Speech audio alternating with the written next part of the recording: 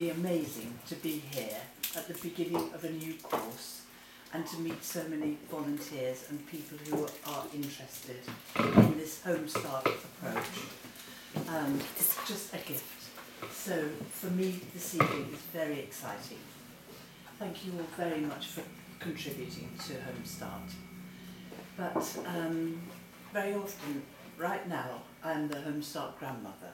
Yeah, I am. I retired 11 years ago, but in 1973 the first Home Start scheme began in Leicester, in England, where I live.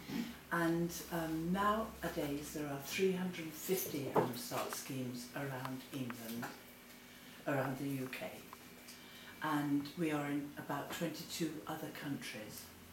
And I can talk to you a little bit about that later. African countries and Australia and Israel and Canada and very different countries. So what is just a very little idea has suddenly spread, and not because of me, but because of you. Because people get this idea and they think, oh, we believe in family life. It's very important to support families. And so everybody else is now doing it. And I come here for my coffee and to visit, and I just have all the pleasure now. But I have always had all the pleasure. So when people say, why has Home Start, which started in 1973, why has it stayed and developed and grown so that this is now in very many different communities? And I think the reason is 3 P's. The letter P. First, parenting, and then prevention, and then partnership. Those 3 things are very fundamental. So I'm going to talk a little bit about why parenting and why parenting is so important. So,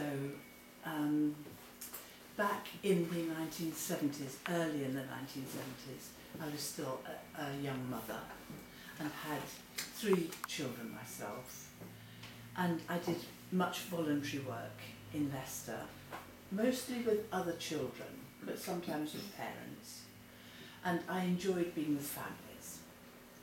But one thing that I did every Thursday morning, I helped in a drop-in centre. Do you know what that is? A centre where people come to the centre. And because I'm just a parent, I was asked to look after the children in the kitchen while the parents came and did group work with the professionals, with the community workers, the social workers. But as a parent, I looked after the children so that the parents could do serious work. Yeah. And I enjoyed that very much. And then one day, there was a big noise outside this centre, and we all rushed to the window to look out, and there was a busy main road, and coming across the road naked, carrying a carving knife, was a 2-year-old little boy, and his mother was behind him saying, "Go and tell them what you did, you're terrible, go and tell them." And this child came screaming into our centre, and of course the professionals picked him up and were very concerned for his safety. And I found myself standing next to the mother, and I said, "You must be having a very difficult time." And she said, "Yes, I have a new baby, I have sleepless nights, my partner doesn't live with me, I'm alone with these 2 children. And I haven't enough money, and my neighbours don't like me, they don't talk to me, and I have moved away from my own family." So she was very, very lonely and very tired, exhausted and overwhelmed. And so I found that because I talked with her, a lot of the other parents came and talked to me, mother to mother. Let's just see. And a lot of those parents who used to come to the drop-in centre would come and talk with me and say, please come and see me at home so that we can really talk. And I thought, who, me? I'm just a mother. But they're doing group work with professionals. So I asked the professionals, is it all right if I visit some of the families at home? And they said, of course, do it if that's what they want. And so I began to visit some of these parents. And do you know what I found they needed? More than anything else, they needed time. Someone who had a lot of time for them. They wanted to have practical help. They wanted someone who really cares about them.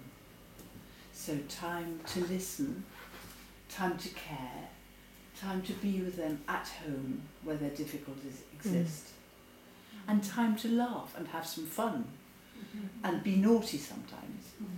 And so that is exactly what they seem to want from me.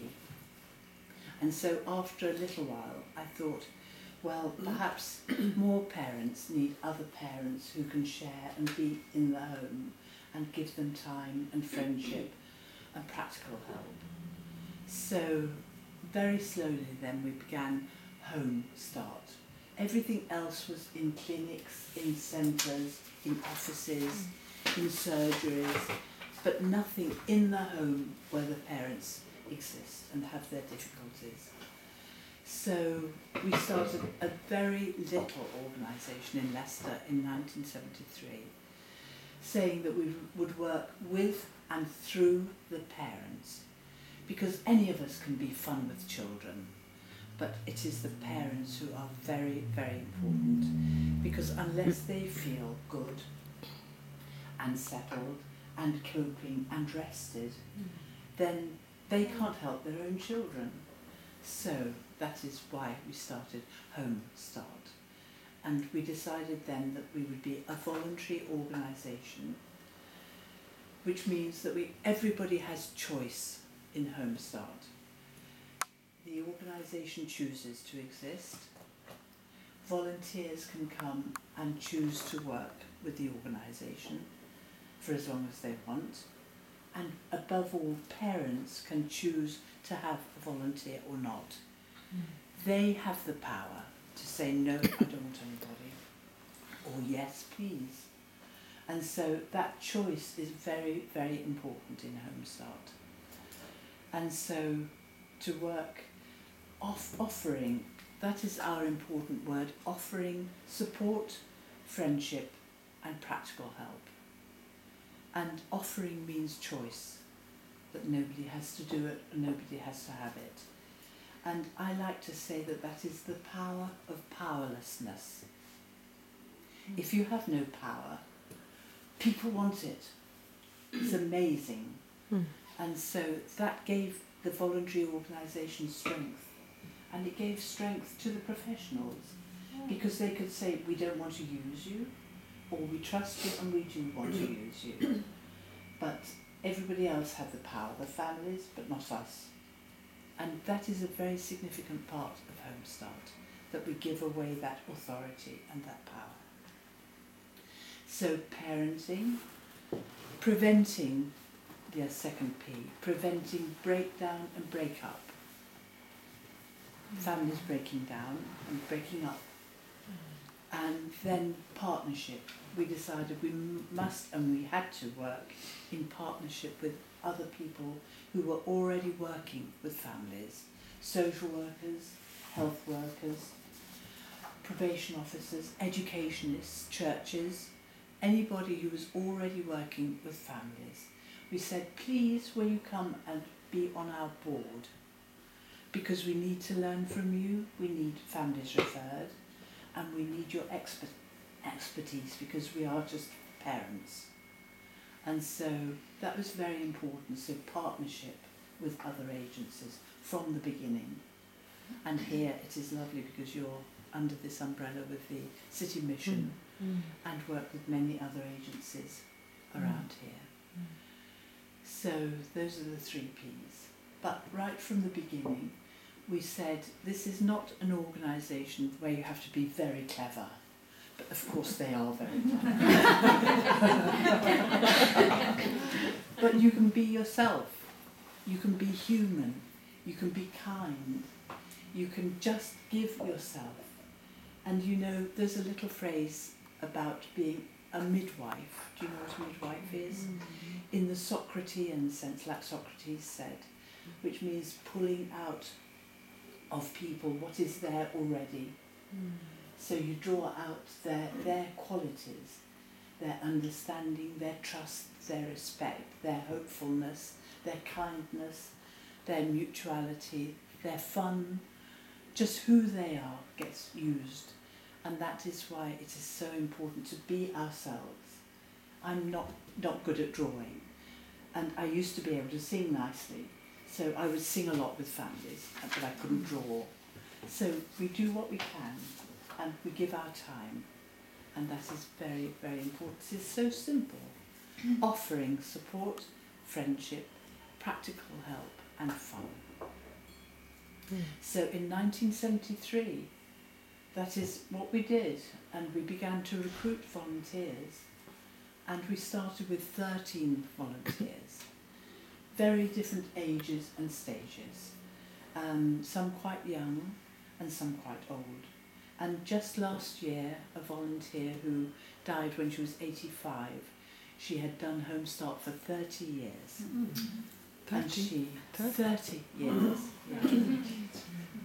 And she is the one that I wrote about in my book, because when I retired, people said, "Oh, Margaret, write a book." I thought, oh, what a silly idea. How many of you have written books? No, we don't do that, do we? Jorunn is going to. No. Oh, is she? You're going. So, and then I found after I retired for about 4 or 5 years that I had many memories and pieces of paper, and I wrote to everybody I knew and said, "Send me your memories." But I called the book "Hooray, Here Comes Tuesday," because this volunteer worked once with a family with 7 children, and the mother was completely overwhelmed. And during the week, when things were really busy, and the children said, "Can we do this? Can we do that?" She'd say, "Wait till Tuesday comes," meaning wait till your volunteer comes. And then when she came, the children would say, "Hooray, here comes Tuesday." Yes, so they thought that was her name. I thought it was her name. You did? Yes. No, her real name was Peggy, and she died last year. So I called my book "Hooray, Here Comes Tuesday," the Home Start story. And all the ideas in there are from the families themselves. But I will just tell you one story about one family. Sometimes these things sound very extreme, like the little boy with the carving knife, but that is what happened. And the story I will tell you about today is about a mother who had learning difficulties. Do you know what that is? Yeah? Okay. So she was a very slow learner.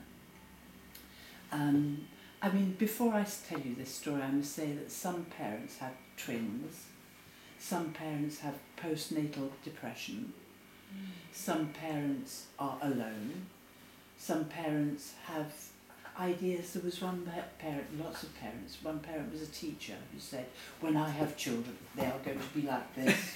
And then she found they weren't. Yes, so she was surprised. And there was the doctor's wife who said, "Oh, I love having a Home Start volunteer, because if I tell my husband I've had a bad day, he says, 'Oh, I have had a worse day at the surgery.' And if I tell my health visitor, I don't want to tell her because she thinks I can't cope. But my volunteer comes and says, 'Would you like to just play the piano and I look after the children? Or shall we sit and talk about Barack Obama, for example, something different than family life.' And so very different needs. But the story I will tell you is about Jane, who had learning difficulties, and she had 2 children, aged 3 and a 6-month-old baby. No partner living with her, and she found it very hard to cope. she used to keep the baby in his cot all day, as long as she could. And I find that when a parent is overwhelmed and exhausted, very often what they do is keep the child in bed as long as they can, or they stay in bed as long as they can and let the children get up. But they sometimes need to have a separation from their children, and bed is a good separating place. So Jane used to keep her child in bed, and he had a very bad nappy rash, very, very wet always. And the little girl sat in her pushchair, strapped in front of the television for a lot of the day because the mother couldn't cope. And so they asked for a volunteer.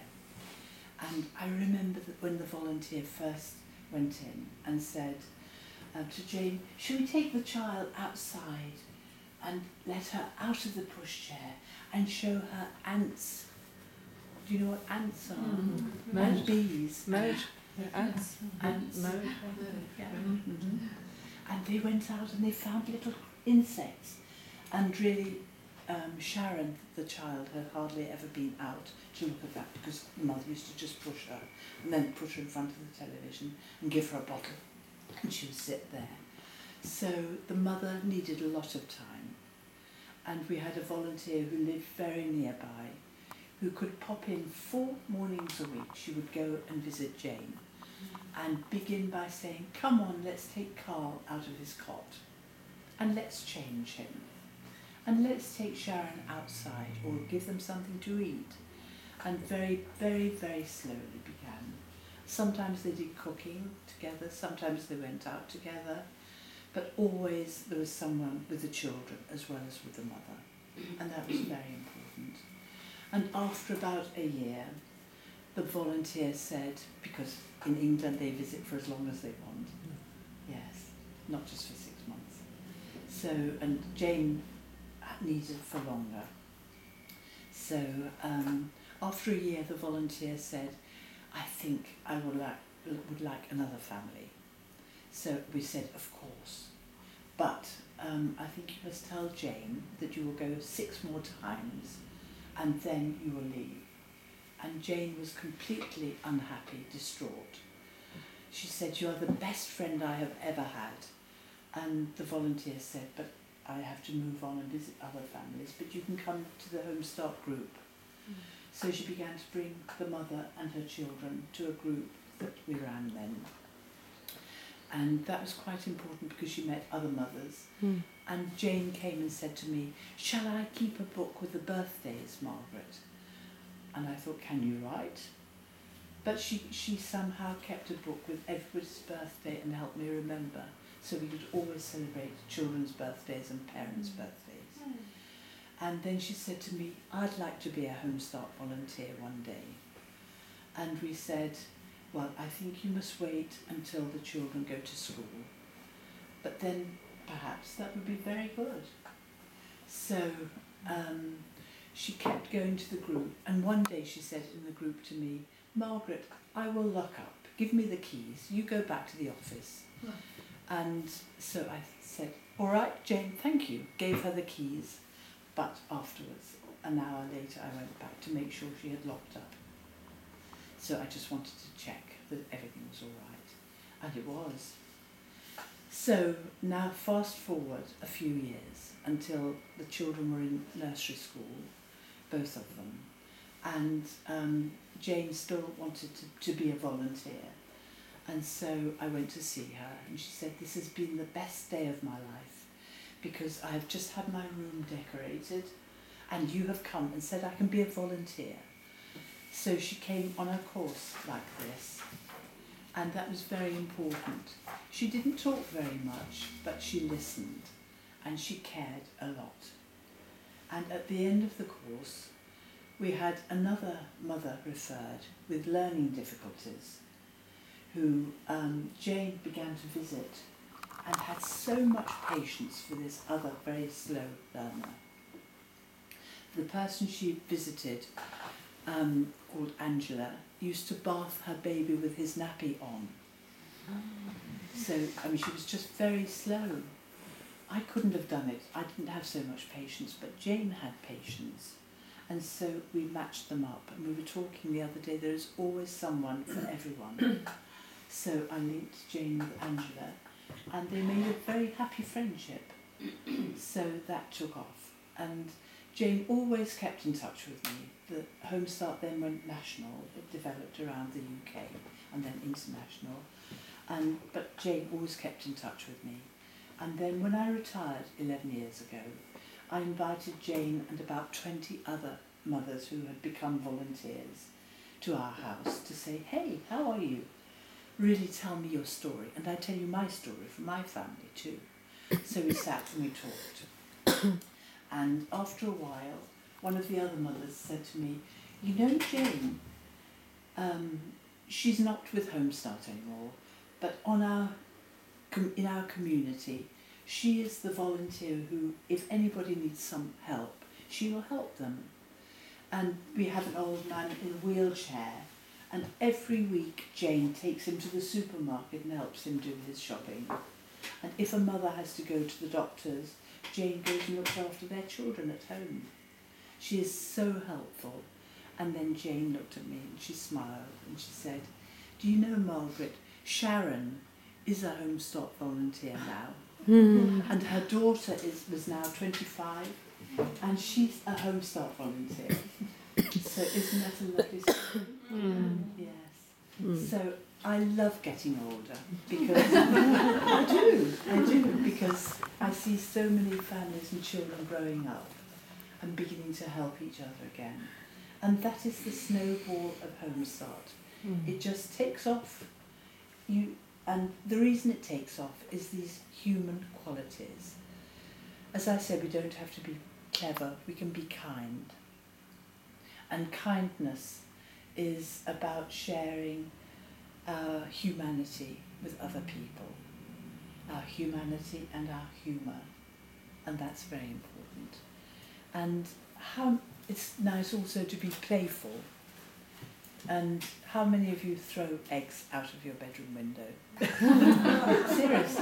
Seriously, do you do it? No. Don't you? Don't you? It's a very good trick. Because eggs are so well balanced that they don't break if they fall out of a nest onto grass, not onto concrete.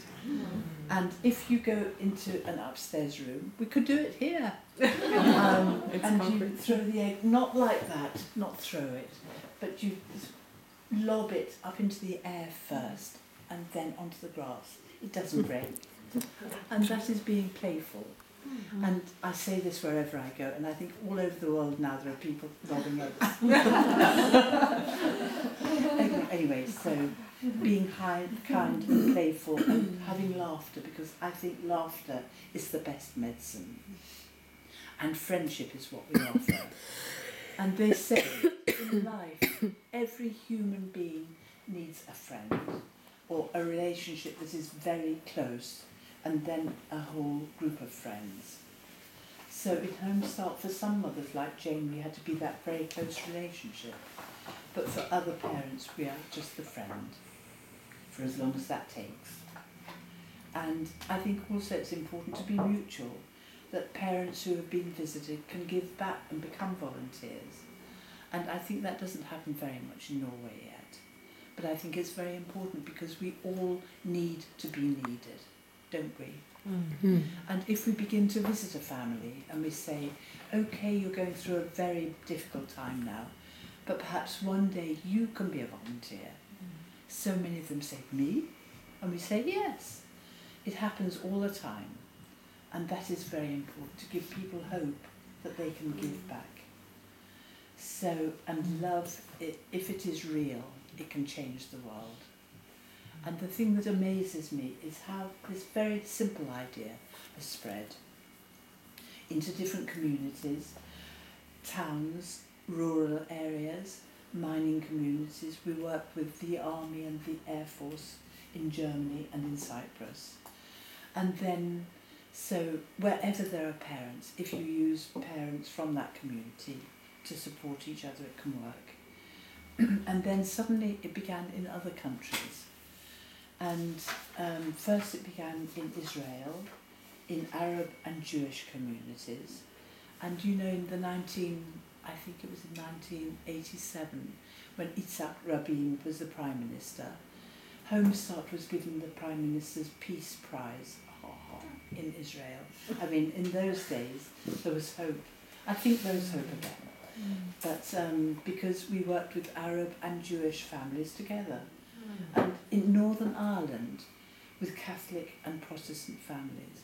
And nobody says, are you Catholic and are you Protestant? We say, this is a mother who needs help. We put them together. So I find that in any community, irrespective of religion, politics, economics, education, culture, if you use volunteers and